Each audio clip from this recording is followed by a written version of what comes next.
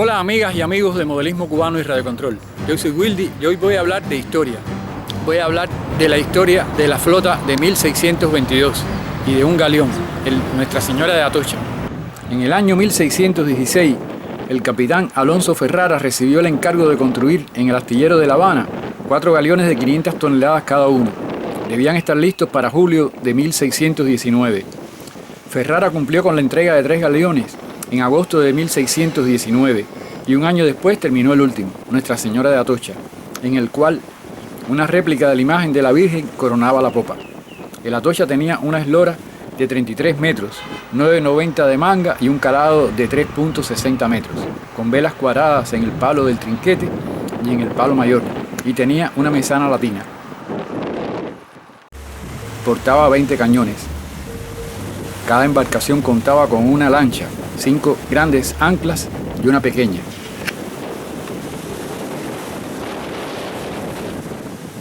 Corría el verano de 1622 y la actividad era particularmente intensa en el puerto de La Habana. Se preparaba una flota integrada por más de 20 embarcaciones prontas a partir rumbo a España. A bordo del galeón Nuestra Señora de Atocha, los oficiales y la tripulación estaban ocupados con miles de detalles para hacerse a la mar.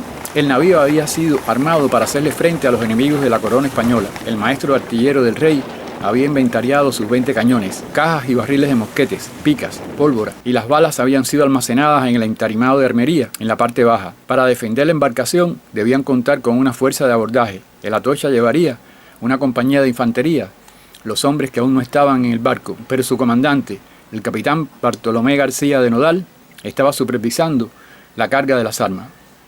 Pero lo más importante de valor material no eran las armas y los hombres. El Atocha cargaba un estimado de 7.175 onzas de barras y discos de oro, 1.038 barras de plata y miles de monedas de este metal procedentes de Lima, México, Santa Fe de Bogotá y Santiago de Chile. También piedras preciosas, cientos de fardos de índigo y de tabaco, unas 15 toneladas de cobre cubano procedente de Santiago de Cuba, necesarias para fundir cañones. Tan pronto cada barra de oro y plata registrada iba a bordo, era cuidadosamente enlistada en el manifiesto del barco.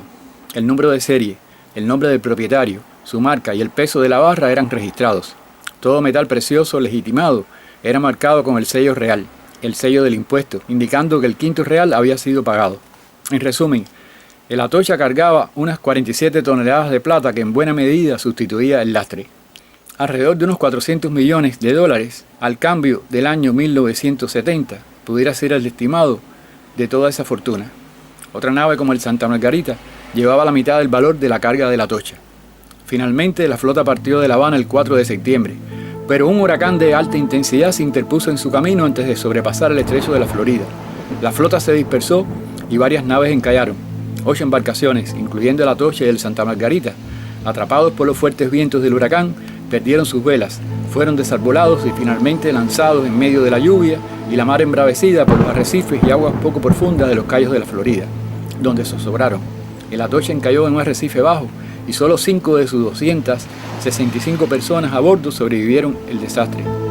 Del Santa Margarita, 120 personas perdieron sus vidas, mientras 68 tripulantes sobrevivieron.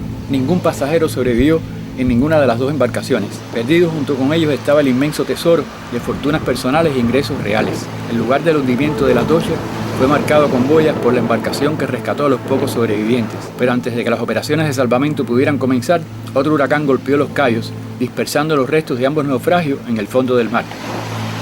Ello ocurrió 4 años antes de que Francisco Melián, un rescatador de La Habana, pudiera localizar el Santa Margarita.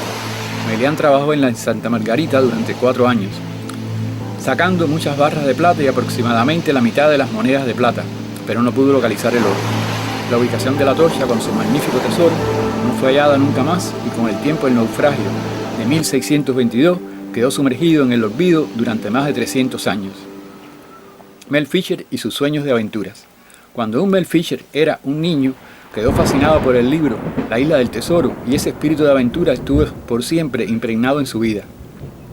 Nacido en 1922 en Howard, Indiana, de pequeño tuvo inclinación por el buceo. Mel estudió ingeniería, fue granjero en California, pero pronto dejó la cría de pollos para dedicarse al buceo y a la venta de equipos de este fin. Deo, su esposa, se convirtió también en su pareja de buceo. Filmaron películas submarinas y exploraron las costas del Caribe y de América del Sur. Y los hijos que vinieron crecieron muy ligados al mar. Aunque inicialmente Mel no comenzó la búsqueda de oro en el océano, sino en ríos, como podíamos suponer.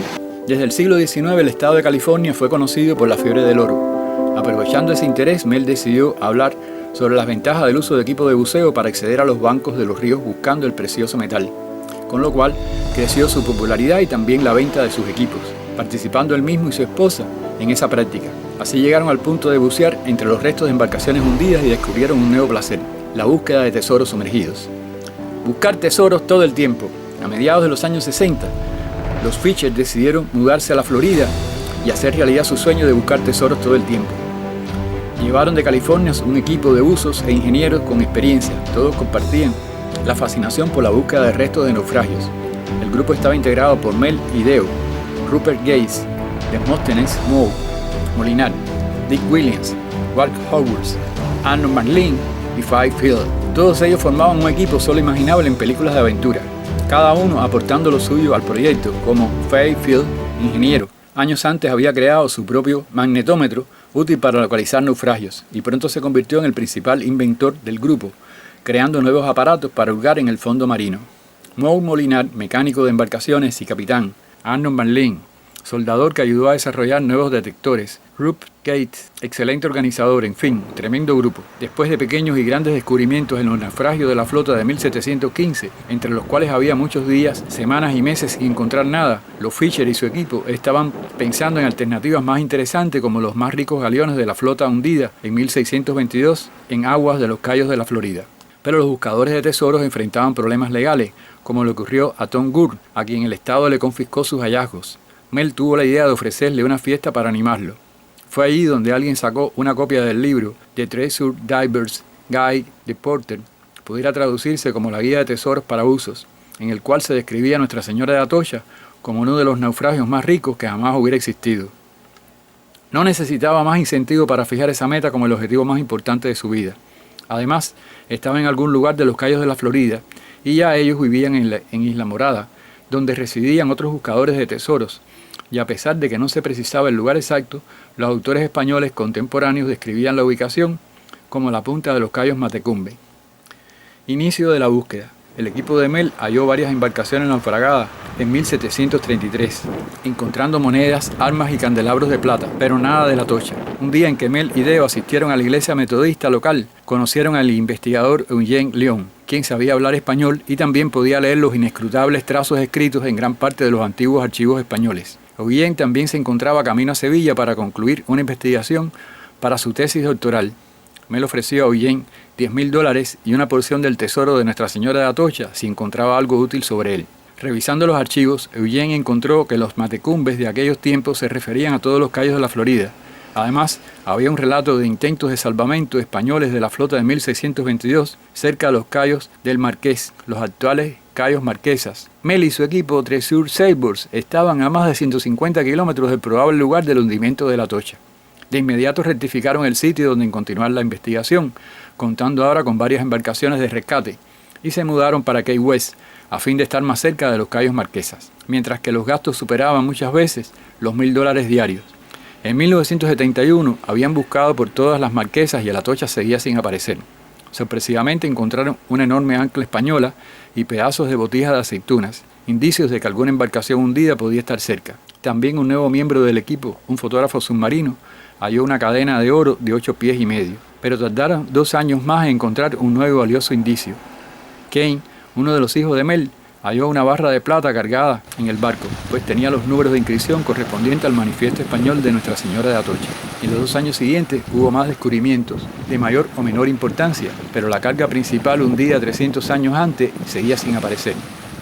Al equipo de Mel se sumó el arqueólogo Duncan Mathewson, un hecho importante que lo distinguía de otros buscadores de tesoros. Mel comprendió la importancia de contar con un arqueólogo en la dirección de la excavación. También se dio cuenta de la utilidad de sus conocimientos sobre lugares históricos y lo que esto significaba para ayudarlo a encontrar el Atocha. Desde entonces no faltaría un arqueólogo en su equipo. Hallazgos y pérdidas. Para julio de 1975 ocurrió otro hallazgo importante, cuando Dirk, el hijo mayor de Mel, encontró 5 cañones de bronce de la Atocha. Todos creyeron que el final de la búsqueda estaba cerca, Pero a los pocos días la alegría se convirtió en tragedia cuando una noche la embarcación de Deer zozobró. Él y su esposa y 2 miembros del equipo perdieron la vida en tan desafortunado accidente. Fue un duro golpe para todos, pero los trabajos no cesaron, como el mismo Deer hubiera deseado.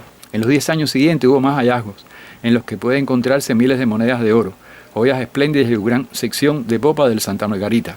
Pero la carga principal, el tesoro tan buscado, seguía sin aparecer. Era necesario carisma, encanto personal y poder de convencimiento, además de dinero, para mantener alta la moral del equipo ante la interminable búsqueda que ya duraba más de 15 años. Pero Mel Fisher poseía esas cualidades, encabezando la exploración, contando historias sobre los galeones españoles y todo lo encontrado, sin perder la esperanza de hallar el filón principal, mantenía animado a los inversionistas.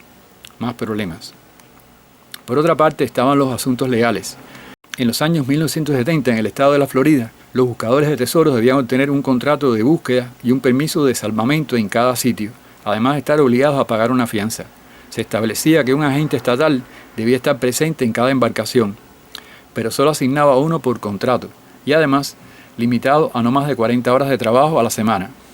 Finalmente, Mel Fisher asumió el pago de salario, equipo, entrenamiento de buceo y de alimentación de 6 agentes, etc. No había otra forma para mantener todas las embarcaciones activas para encontrar el Atocha. Y por si fuera poco, el Estado cambió algunas reglas de los contratos, variaron la definición de las aguas estatales para afirmar en 1975 que la Atocha era propiedad del Estado de la Florida, además de confiscar muchos hallazgos de Mel. Después de 7 años de apelaciones, una batalla legal con más de 140 audiencias, su abogado, David Paul Oram, obtuvo la victoria ante la Corte Suprema de los Estados Unidos, pues logró probar que los peces Nuestra Señora de Atocha, el Santa Margarita y el Henrietta Mary, un barco negrero también explorado, se encontraban fuera de las aguas de la Florida. En 1982, Mel Fisher ya había comprendido que sus hallazgos eran demasiado importantes para ser solo patrimonio personal. Por eso fundó la Mel Fisher Maritime Heritage Society. Antes había creado y operado un pequeño museo, pero esta era una manera de proteger, preservar y divulgar los hallazgos y sus historias aún después de su muerte.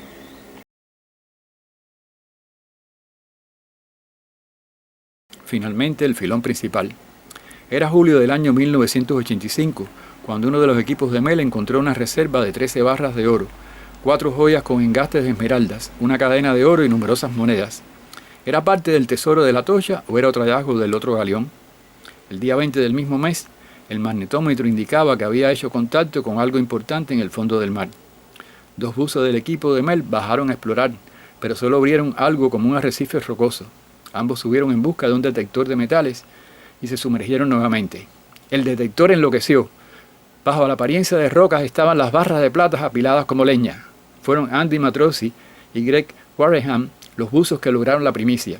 «Es el filón principal, estamos sobre las barras de plata», gritó Andy a sus compañeros de la embarcación de rescate al subir a la superficie.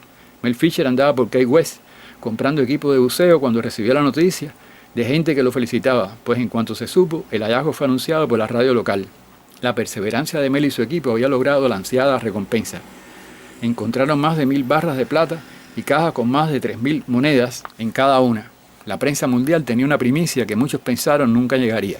2 semanas más tarde, a medida que seguían buscando en el lugar, el equipo de Mel encontró 65 libras de oro en 77 lingotes, 7 discos y 7 cadenas. Continuaron y encontraron numerosos artefactos de oro y plata, además de casi 3000 esmeraldas colombianas. Sacar la plata del mar era solo una parte de la tarea que el filón principal involucraba. Duncan y su equipo arqueológico comenzaron la importante tarea de registrar la evidencia de la información obtenida en el fondo del mar para completar los detalles faltantes de la historia de la pérdida de la Atocha. Pues si el tesoro por su valor material es importante, la información arqueológica obtenida a partir de los restos de la nave y los objetos encontrados constituyen una fuente de inapreciable valor por significado histórico y cultural. Siguiendo el espíritu de Mel Fisher, los arqueólogos de la sociedad continúan actualmente buscando restos de otras embarcaciones naufragadas. En el Museo de San Salvador de la Punta, ubicado en un antiguo castillo colonial a la entrada de la vía de La Habana, recibió en marzo de 2003 la visita del Dr. Alan Craig, portador de la donación del Dr. Eugene León, una barra de cobre original de Santiago de Cuba que transportaba el Atocha, un gesto amistoso del equipo del famoso norteamericano. También se conoce que un cañón había sido regalado a la reina Sofía de España. La pieza donada, que pasaría a formar parte de la colección de esta institución, Era una plancha o barra de 10 kilos, con una pureza del 93.64% de cobre, junto con otros elementos.